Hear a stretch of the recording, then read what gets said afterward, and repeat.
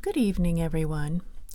I was asked to do a reading on Adi Da Samraj, and I have heard of him, not in great detail, but enough. But we will let the energy tell the story. So let's go ahead and get started with Adi Da's reading.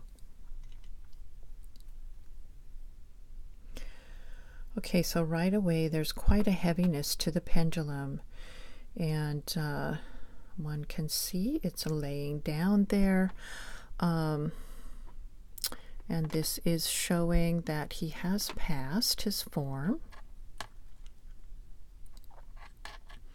Okay, there's some difficulty in lifting the pendulum, and it is lifting, so let's see if we get some more of a story about him or what else comes.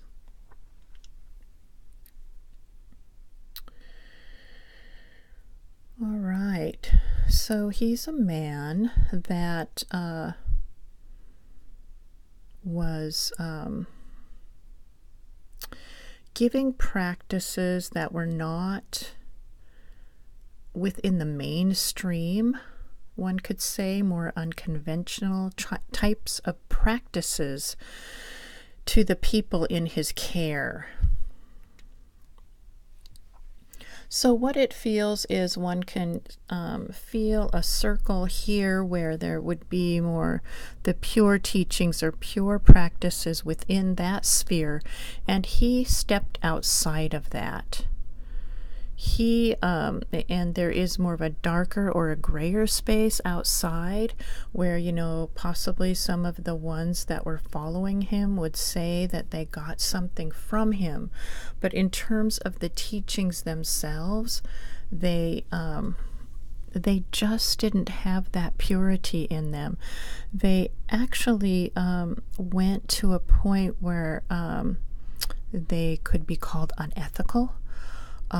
They were on a lower vibration, truly. And in some, someone could even say that he abused his power, as he did have a kind of magnetism about him. People were drawn to him, an energy about him. And what he did is he used this as a way for manipulation and control, and as a way to gain his own gratification and ego satisfaction and fulfillment. So let me make sure, because I don't want to put him on a really, all negativity, but let's see if this is correct more than it is not. Is this, so it is saying yes, that this is the truth, the true energy about him in life. Okay, so let's see.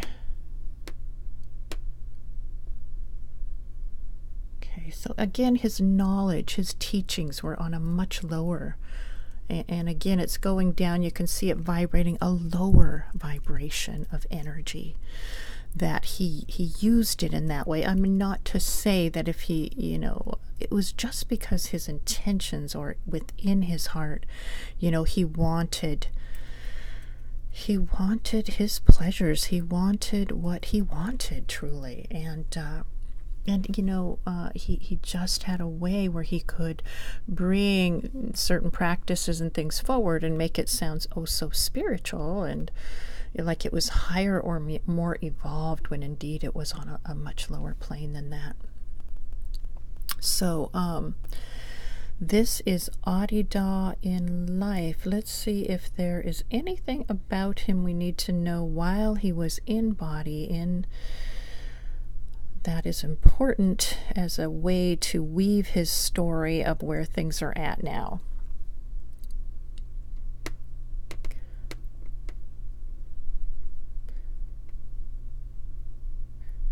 Okay, so like I say, he is charged in some way. There's like a red ruby in there. That means, he's got Shakti, he's got some charge in there, and yet it's darkened. Unfortunately, it's overshadowed by, again, his abuse of this energy. This is what is around him, that abuse, that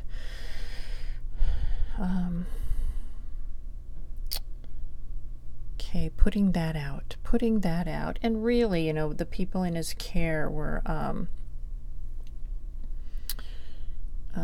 devoted to him, open to him, and this is just not, it's just not moral, it's not ethical. Okay, and let's see if he did some good for them. Okay, so I'm getting a no. He really didn't. I mean, because whatever it is that they may have found, felt some heightened energy or whatever came from his practices, it was just not going to last, and in the long run could create confusion and more blockages. And you can see the pendulum really moving with that, more blockages, more troubles for them along the way.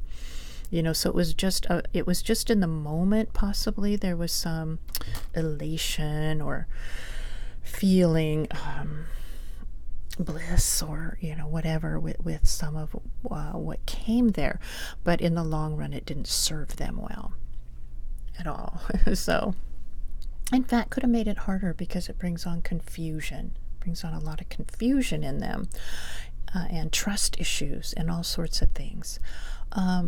Okay, so, oh boy, so this, should we go into his transition where his consciousness is now? Is this a good time?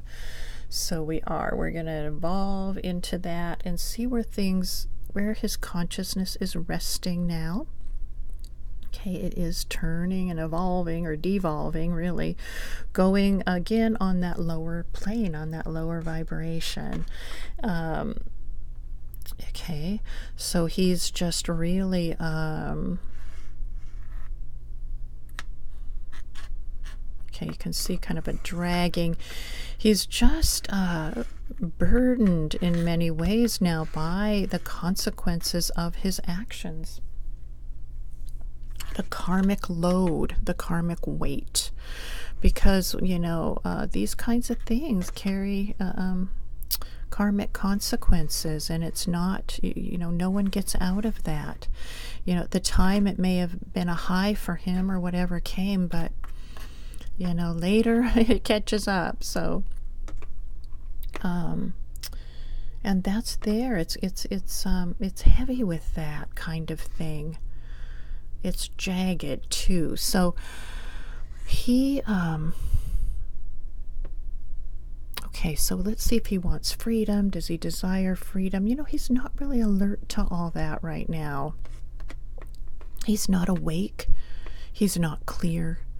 He is really more resting in this lower plane, which to him, he may not even notice that there's a big difference to him.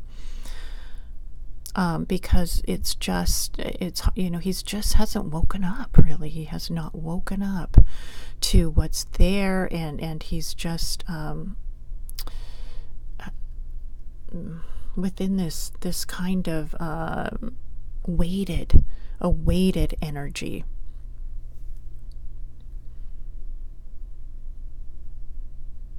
So, in terms of Adi Da and future happenings for him, really what is felt is that whatever comes next for him that would benefit him would be more of him being humbling himself, being subservient, and I do see someone washing someone's feet, as if to say he needs to bow low, he needs to kneel, he needs to serve others in a genuine way, in an open-hearted way, to help to release him from whatever props or whatever, again, high chairs or thrones he sat himself on and made himself out to be much more than what he truly was inside. He just abused it. You know, it is possible that he could have been someone that gave something of benefit. It's slowing down, but there is a slight circle if he used things in the right way. But you know, again, when your intentions are poor, when what you're wanting is more ego gratification, self-fulfillment, pleasure fulfillment, these things are not right. It's not right to put yourself on this holy role, or holy, you know, seats, his thrones, and say that this is what you are. Okay, so humility, serving others, walking a path that is balanced, and giving himself to that. So let's see if there's anything else with Adi Da. There really isn't. We'll hope that that does come for him, that he lifts and he does start looking at things clearer, and you know, things open up for him. So that's all that we can say, because we really do need good, clear teachers, balanced teachers that can really bring forward teachings that are beneficial for humanity, and we'll hope for that, hope for the best. Okay, thank you for asking me to do this reading, and I hope all are well and are having a great evening. Good night.